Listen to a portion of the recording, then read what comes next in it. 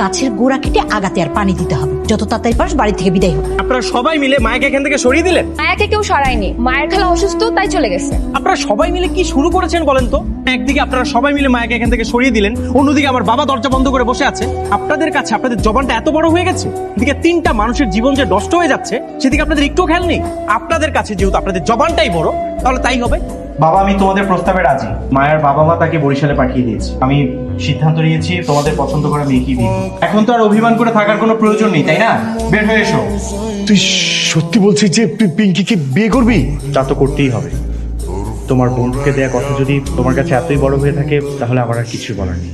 আমি তো তোকে ভালোবাসি না, আমি ভালোবাসি মায়াকে। আমি তোকে অনেক ভালো জায়গায় বিয়ে দিব। আপনাদের বিয়ে কি কালকেই হয়ে গেছে? না, বিয়ে আজকে হবে। তোমার সাথে আমার বিয়ে। আমার সাথে মানে মানে আপনি কি বলছেন? তোমাকে আমি বলেছিলাম না, আমি আমার মনের মেহমান পেয়ে গেছি। এতদিন সেই মেহমানকে আমার এই মনের ঘরে জায়গা দেওয়ার চেষ্টা করেছি। আজ আমি সফল হয়েছি, ভালোবাসা সফল হয়েছে। মায়া, তোমার পরিবার আমার পরিবার আমাদের সম্পর্ক মেনে নিয়েছে। আপনি সত্যি বলছেন? আমার না কিছু বিশ্বাস হচ্ছে না।